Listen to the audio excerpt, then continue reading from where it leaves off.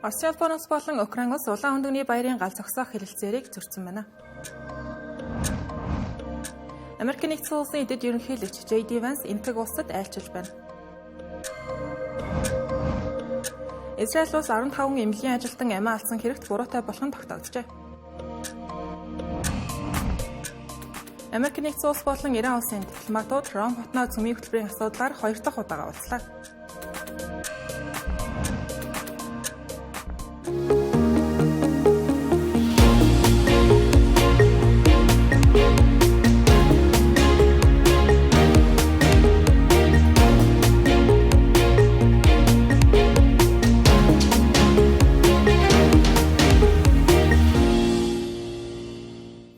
Оросын улбаны улсын ерөнхийлөгч Владимир Путин өнгөрсөн бям гарагт зарласан 30 цагийн улаан хөндөгний баярын гал зогсоох хэлэлцээр өнгөрсөн шөнө дуусгарууллаа.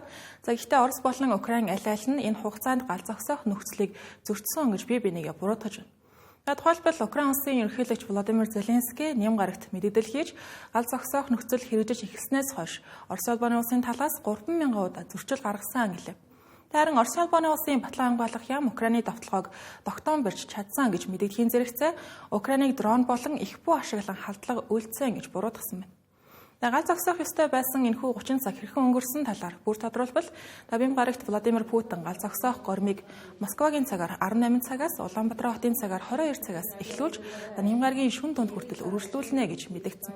Украин гэсэн тухайн үед үүнд нэгдсэн байна. Гал зогсоох тухай Владимир Путиныг зарлагтай зэрэгцэн талууд Арабын нэгдсэн Эмират улсын зуршлалтайгаар ослогсон цэргүүдтэй харилцан солилцсон байна. Үүнд Украин улсын 277 иргэн Оросын улбаны улсын 261 иргэн суллагдсан байна. Тиймээс гал зогсоох хугацааны ихэнх үед аль аль талаас нөхцөл байдал хэвийн гал нийсэн тухай мэдээлэл гараагүй байсан. Гэвч нэм гарагт Украин улсын ерөнхийлөгч Владимир Зеленский мэдээлэл хийж Украины зэвсэг түвшний ерөнхий командлагч Александр Сирскигийн тайланд үндэслэн Оросын талаас нийт 1882 удаа гал нээсэн, үүнээс 812 нь хүнд зэвсэг ашигласан тохиолдол байсан гэлээ. Тэрээр хамгийн хүчтэй дайралтууд зүүн Украины Донецкийн бүс нутагт байрлах Покровск хотод болсон гэж мэдэгдсэн байна. Нөгөө талд Оросын холбооны улсын батлан хамгаалах яам гал зогсоох нөхцөлийг чандлан мөрдсөн гэж мэдэгдсэн бол гадаад хэргийн яамны хэвлэлийн төлөөлөгч Мария Захарова нь Украиныг Америкийн нэгдсэн улсаас нийлүүлсэн Хаймерс пуужинг ашигласан гэж үзсэн байна. Мөн гал зогсоох хугацаа дуусахаас хэдхэн цагийн өмнө Кремлийн хэвлэлийн төлөөлөгч Дмитрий Песков замун ерөнхийлөгч Владимир Путинаар энэ хугацааг сунгах ямар ч тушаал өгөөгүй гэж таасаа гянлагт мэдээлснээр гал зогсоох 30 цаг тийхүү дуусгарлсан байна. Энэхүү Владимир Путины дэвшүүлсэн гинтийн гал зогсоох санал нь хэлэлцээрт зуурчлагчийн үүргээр оролцож байгаа улс болох Америкийн нэгдсэн улсын зүгээс хэлэлцээрийг зуурчлагаа зогсооно гэж анхааруулсны дараа гарсан гэдгийг дурдсан зүйтэй. Тодорхойлбол Америкийн нэгдсэн улсын төрийн нарийн бичгийн дарга Марко Рубио өнгөрсөн баасан гарагт Орос болон Украины дайныг зогсоох хэлэлцээрт ойрын хугацаанд ихтэй сараар биш өдрөөр хэмжигдэх хугацаанд ахиц гарахгүй бол ерөнхийлөгч Дональд Трамп хэлэлцээрээс гарна гэж мэдэгдсэн байсан. Хэрвээ Америкийн нэгдсэн улс хэлэлцээрт зуурчлагч хийхээр болвол Орос Украины дайны үргэлжлэх хугацаа бүрчихээр нэмэгдэнэ гэж олон улсын шинжээч нар нөхцөл байдлыг дүгнэж байгаа юм. 2022 оны 2 дугаар сарын 24-ний өдөр Орос улс Украинд бүрэн хэмжээний довтлогоо эхлүүлж одоогоор Украин улсын газар нутгийн ойролцоогоор 20% хянаж байна. Үүнд 2014 онд Орос улбаны улсын мэдээлэлд орсон Кремийн хойг мөн багтана. Өнгөрсөн сард Америкийн нэгдсэн улс болон Украины санаачлагаар бүрэн болцолгүй гал зогсоох санал дэвшүүлсэний хариуд Оросын улбаны улсын талаас барууны хоригуудыг туслах шаардлага тавьсан. Үүний улмаас одоогийн байдлаар хэлэлцээр зогсонд байдал ороод байлаа. Америкийн нэгдсэн улсын дэд ерөнхийлөгч JD Vance-ийн энэтхэг улсад хийж байгаа айлчлал өнөөдрөөр эхэлж байна. Тэрээр айлчлалынхаа эхэнд энэтхэг улсын ерөнхий сайд Нарендра Модитой уулзаж хоёр талын худалдааны гэрээний талаар хэлэлцэх юм байна. Энэхүү айлчлалыг ерөнхийлөгч Дональд Трампын засаг цагиргаа стратегийн хэлэлцээр байгуулах чухал ач холбогдолтой айлчлалаа гэж тодорхойлсон байна. Энэтхэг улсын гадаад хэргийн яамны мэдээлснээр энэ удаагийн айлчлал хоёр орны харилцааны явцыг дүгнэх, бүс нутгийн болон олон улсын нийтлэг сонирхлын асуудлаар санал солилцох боломж олгоно гэжээ. JD Vance болон Нарендра Моди нарын уулзалтын гол анхаарал өнгөрсөн 2 дугаар сард Нарендра Модигийн Америкийн нэгдсэн улсад хийсэн айлчлалын үеэр тохиролцсон хоёр талын хамтын ажиллагааны төлөвлөгөөнд төвлөрөх төлөвтэй байна. Үүнд хоёр улсын хооронд шударга аль аль талдаа ашигтай худалдааны хэлэлцээ байгуулах болон батлан хамгаалахын түншлэлийг өргөжүүлэх асуудлууд багтаж байна.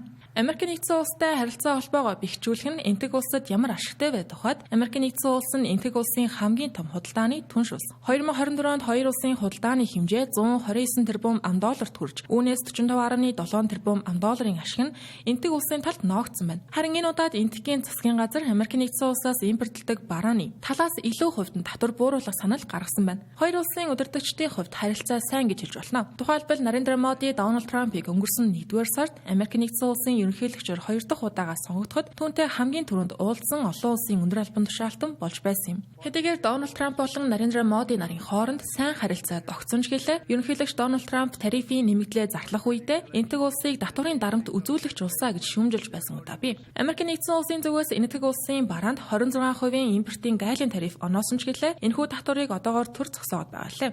Энэ нь энэтхэг улсын экспортлогч нарт шинэ татварын бодлогод дасан зохицох бэлтгэл хангах хугацаа олгож байгаа хэрэг юм. Тиймдээж JD Vance-ийн айлчлалын үеэр энэтхэг улс 90 хоногийн хугацаанд багтан Америкийн нэгдсэн улстай албан ёсны худалдааны гэрээ байгуулахыг зорж байна гэж дүгнэж болох юм. Мөн энэхүү айлчлалаар Дональд Трампыг энэ оны сүүлчээр энэтхэг улсад болох Quad бүлгийн дээд хэмжээний уулзалтанд оролцохыг урих байх гэсэн хүлээл байна. Уг бүлэгт одоогийн байдлаар энэтхэг Австрали, Япон, Америк гэсэн 4 улс багтаж байна. Иран улсын цөмийн хөтөлбөрийн талаар 2 дахь шатны яриа хэлэлцээ Бям гарагт Итали улсын нийслэл Ром хотод болж өнгөрлөө. Энэхүү уулзалт нь Оманы нийслэл Мускат хотод болсон анхны хэлэлцээнээс 7 хоногийн дараа зохион байгуулагдаж байгаа юм. Уулзалтанд Оман улсын засгийн газар зуршлагчийн үүргээр оролцсон байна. Ирэх лав гарагт Оманд техникийн түвшний хэлэлцээ эхлэхээр талууд төлөвлөсөн байгаа юм. Үүний дараа дахин дээд түвшний уулзалтуудыг хийхэд төлөвлөжээ. Техникийн яриа хэлэлцээ гэж юу вэ гэдэг тухайд энэ лав гарагт хоёр талын ажлын түвшний мэргэжилтнүүд эдийн засгийн хоргийг хэрхэн туслах тухай болон үүнийг Ираны цөмийн хөтөлбөртэй хэрхэн уялдуулах талаар хэлэлцэн. Иран тавигдсан хориг арга хэмжээнүүд нь олон үе шаттай нарийн түүхтэй системтэй гэдгээр онцлог ба. Цөмийн хөтөлбөртэй холбоотойгоор Иранаас шаардаж байгаа тодорхой алхам бүртээ уялдан хэрэгждэг. Техникийн хэлэлцээнээс хойш 3 хоногийн дараа Мускат хотод дараагийн шатны дээд түвшний уулзалт болох юм байна. Өмнөх хоёр хэлэлцээ нь Ираны гадаад хэргийн орлогч сайд Аббас Аракчи болон Америкийн нэгдсэн улсын тусгай төлөөлөгч Стеф Витков нарын хооронд шууд бус хэлбэрээр Оман улсын гадаад хэргийн сайд Бадир Аль-Бусайдаар зуршлуулан явагдсан байна. Эдгээр хэлэлцээрийн эхлэл нь Америкийн нэгдсэн улсын ерөнхийлөгч Дональд Трамп Техраныг сүрдүүлж хэлэлцээрт хүрээгүй тохиолдолд цэргийн арга хэмжээ авна гэж анхааруулснаас үүдэлдэг. Тэгэхээр 3 дугаар сард Иран улсын дээд удирдагч Айтолла Али Хаминед загтал илгээж цөмийн хөтөлбөрийн талаар хэлэлцэх санал тавьж байсан. Гэвч энэ загтлыг Арабын нэгдсэн Эмират улсаар дамжуулан илгээсэн байдаг. Тухайн үед тус улсын ерөнхийлөгчийн зөвлөх Анвар Гаргаш энэхүү загтлыг 7 хоногийн дараа түн дамжуулсан юм. Али Хаминед ихэнхдээ загтлыг хүлээн аваагүй гэж мэдэгдэж байсан хэдий ч зовлгүй загтлыг авсныхаа дараа түрэмгийн улсуудын шаардлагыг хүлээн зөвшөөрөхгүй гэж мэдэгдэл хийсэн байсан. Гэсэн ч эцэст нь Иран улс Оман улсын зурчлалаар шууд бус хэлэлцээнд оролцохыг инхүү зөвшөөрсөн байна. Энэс сануулгад цөмийн хөтөлбөрийн талаар өмнө нь байгуулж байсан гэрээ бий юу гэвэл мэдээж бий. Тодорхойлбол 2015 онд Иран, Орос, Хятад, Америк зэрэг улс орнууд хамтарсан цогц арга хэмжээний төлөвлөгөө гэх нэртэй цөмийн хөтөлбөрийн асуудал арах гэрээг байгуулж байсан нь тухайн үеийн Америкийн нэгдсэн улсын ерөнхийлөгч Барак Обамагийн хувьд маш том дипломат амжилт болж үлдсэн байдаг. Тухайн үед ч гэсэн хэлэлцээрт Оман улс нууцаар зуршлагчийн үүрэгтээ оролцсон гэх мэдээлэл байдаг. Энэхүү гэрээний дагуу Иран улс цөмийн эрчим хүчний хөтөлбөртөө олон улсын байнгын хяналтуудыг оруулах үүрэг хүлээсэн. Хариуд нь барууны улс орнууд түүн тавьсан хориг арга хэмжээг эсэрчлэн зогсоолсон байна. Гэвч Дональд Трамп 2018 онд 5 дугаар сард гэрээнээс Америкийн нэгдсэн улсыг гаргаж Ираны эсрэг хориг арга хэмжээгээ дахин нэмэгдүүлсэн. Тэгвэл асуудалгүй хэрэгжиж байсан хэлэлцээрийг туслахад хүргэсэн Дональд Трамп энэ удаад яагаад дахин хэлэлцээр байгуулах хүсэлтэй байгаа вэ гэдэг нь одоо хүртэл тодорхойгүй байна. Зарим шинжээчид Дональд Трампыг өөрийгөө олон улсын давцанд гэрээ хэлэлцээр байгуулах ур чадвартай улс төрчөө гэдгийг харуулахыг орлож байгаа хэрэгэ гэж үзэж байгаа бол зарим шинжээчид Иран улсын цөмийн хөтөлбөрүүд сүүлийн үед хурцтай ахиж байгаатай холбон тайлбарлах шинжээчнэр ч гэсэн байгаа. Бям гарагийн хэлэлцээний үеэр гол сэдвүүдийн нэг нь Иран улс хэр хэмжээний баяжуулсан ураантай вэ? Ямар түвшинд баяжуулсан байх вэ тухай байсан. Баяжуулсан урааныг цөмийн эрчим хүчийг үйлдвэрлэхэд ашигладаг. Ихтэй хвчлэн 3-5% түвшинд баяжуулдаг юм байна. Олон улсын цөмийн агентлагийн мэдээлж байгаагаар Иран улс 60% түвшинд баяжуулсан 274.8 кг ураантай байгаа нь зэвсэг ташаалах 90%-тай нэлээд өссөн үзүүлэлт байна. 2015 оны гэрээний хүрээнд Иран улс зөвхөн 367% баяжуулалт хийх хэрэгтэй, зам 300 кг хүртэлх урааны нөөцтэй байх боломжтой байсан. Америк нэгдсэн улсын ойролт орнын элч төлөөлөгч Стеф Виткоф энэ удаад хэлэхдээ Ираны ураны баяжуулалтын түвшинг өмнөх буюу 367% байлгахыг бол шаардаж байгаа юм. За энэ Барак Обамагийн үед тохиролцсон нөхцөлтэй ижил байна. Одоогоор шинэ гэрээ байгуулах эсхийг хэлэхэд арай эрт байгаа ч гэлээ хоёр талын дипломатууд өнгөрсөн уулзалтуудын төгсгөлд яриа хэлэлцээ урагштай байгаа талаар хэлсээр байна. Тамаа өнгөрсөн бям гарагийн 2 дахь шатны хэлэлцээний үеэр Иран болон Америк нэгдсэн улсын төлөөлөгч нар нэг өрөөнд хамт суусан байна. Тамаа мэдээллийн ихэнд дурдсанчлан техникийн хэлэлцээ дахиж гарч эхэлсэн. За үндсэндээ одоогоор олон нийтэд байгаа мэдээлэл дипломатуудын байр сууриас харвал Иран улс энэ удаагийн гэрээний хүрээнд Америк нэгдсэн улсаас эдийн засгийн хоригуудаа цуцлахыг шаардах бол нөгөө талд Америк нэгдсэн улс Ираныг цөмийн эрчим хүчний нэрийдлэр ураны баяжуулалтаа зогсоохыг хүсэх төлөвтэй байна. Өнгөрсөн сард газын зурваст 15 тусламжийн ажилтан ажиллаа хийж явах үед амьсаа алдсан хэрэг гарсан. За тэдний зохицыг газарт буусан байдалтай байхад нь нэгдсэн үндэсний байгууллагын аврах багийнхан олсон баг. Тэгвэл уг хэргийн ард Израиль улсын цэргүүд байсан болохыг Израилийн талаас өнөөдөр хүлээн зөвшөөрлөө. Ингэхдээ энэхүү хэргийг доод удирдлагын түвшинд гарсан алдаа гэж дүгнэн уг хэрэгтэй холбоотой дэд командлагчийг үүрэгт ажилласан чөлөөсөн гэлээ. Улаан хавирган сар олон улсын байгууллагын зүгээс энэхүү хэргийг сүүлийн 8 жилийн хугацаанд ажилтнуудыг нь хохирож амьд нь хүрсэн хамгийн том хэрэг гэж үзэж байна. Анхандаа Израиль улсын талаас эмнэлгийн машинууд дохио өгөлгүйгээр ойрцсон гэж тайлбар өгсөн ч амь насаа алдсан ажилчдын нэгнийх нь гар утсаар авсан бичлэгт машинуудын гэрэл асаалттай байгаа нь харагдсанаар Израилийн тус мэдээлэл нэгцаагдсан байдаг. Бичлэгт эмнэлгийн машинууд гэрлээ асаасан таних тэмдэг бүхий дууд дохиогоо нээлттэй явж байсан гэдэг нь мөн халдлагад өртсөн өөр нэг машиныг аврах зорилготойгоор цуваагаа зогсоосон гэдэг нь тодорхой харагдсан. Гэвч тэднийг цуваагаа зогсоох үед Израилийн цэргүүд тэдэн рүү 5 минутын турш тасралтгүй гал нээж тэнд байсан 15 хүний амь насыг хөнөөсөн байгаа юм. Мөрдөн байцаалтын дүгнэлтэнд дурдсанаар тухайн үед дайралтыг удирдсан дэд командлагч эмнэлгийн машинуудыг Хамас бүлэглэх гэж андуурсан гэлээ. Ингэхдээ тэрээр шөнийн дуран дроны бичлэг дээр гэрэл муу харагдаж байсан гэх тайлбарыг өгсөн байна. Дроны бичлэгээр цэргүүд эмнэлгийн машинуудтай 20-30 метрийн зайтай байгаа нь харагдсан байлаа.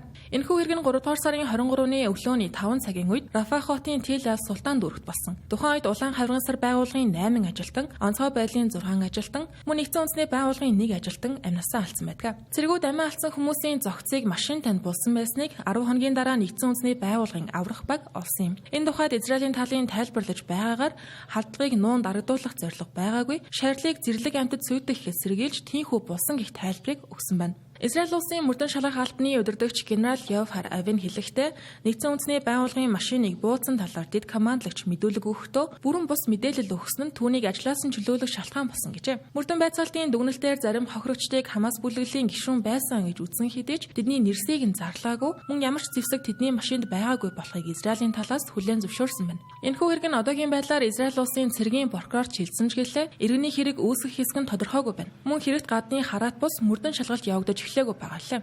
Нэгдсэн үндэсний байгууллагын мэдээлснээр 2 жил хэртээ үргэлжилж байгаа энэхүү мөргөлдөөний үеэр 150 гаруй яаралтай тусламжийн ажилтан, 1000 гаруй эрүүл мэндийн ажилтан амь өргөцсөн гэлээ. Тэнгэр телевизийн гадаад мэдээний хөтөлбөр хөргөлжүүлж байна. Хөтөлбөрийн хэсэгт би зарим мэдээллийг товчоор хүргүүлнэ.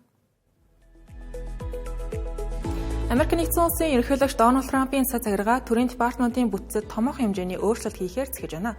CNBC агентлагийн албаны их сурвалжаас авсан 16 хуудас бүхий төлөвлөгөөнд тусгахснаар Африк ТV-ийн өмнөд хэсэгт хэд хэдэн элчин сайдын яамдыг хааж ардчлал, хүний эрх, олон улсын байгууллагатай холбоотой хэлтсүүдийг татан буулгахажээ.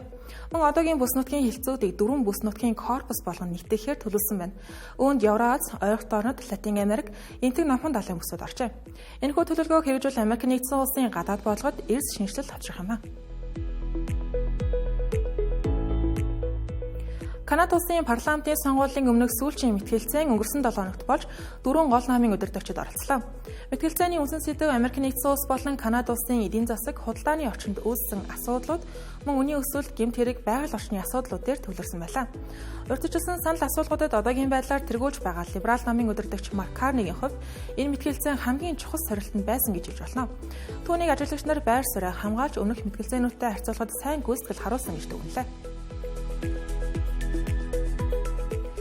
Улсын худалдааны яам даваа гарагт мэдээлэл хийж, улс орнууд Америк нэгдсэн улстай эдийн засгийн томоохон гэрээ хийхдээ Хятад улсын ашиг сонирхлыг үл тоож болохгүй гэдгийг анхаарууллаа. Өнгөрсөн 7 хоногт Bloomberg тэргүүтээ олон улсын хэвлэлүүд Дональд Трампын цаг цагиргаа Бусад орнуудыг Америкийн нэгдсэн улсаас тарифын хөнгөлөлт авахын тулд Хятадтай хийх худалдаагаар хязгаарлахыг шаардаж байгаа талаар мэдээлж байсан. Одоогийн байдлаар Америкийн нэгдсэн улс энэ сарын 2-нд 60 орчим улсад ногдуулсан гайлын тарифын нэмэгдлийг түр зогсоосон ч гэлээ Хятад тавьсан тарифыг өчигдөр төгөлдөр хэвээр байлгаж байгаа лээ. Одоогийн байдлаар Америкийн нэгдсэн улс Хятадын бараанд ногдуулах тарифыг 145% хүргэсэн бол Хятад улс 125% хариу тарифыг тогтоосон байна. Телевизийн гадаад мэдээний хөтөлбөрт та бүхэн түрлээ анхаарлаа хандуулсан бол баярлалаа.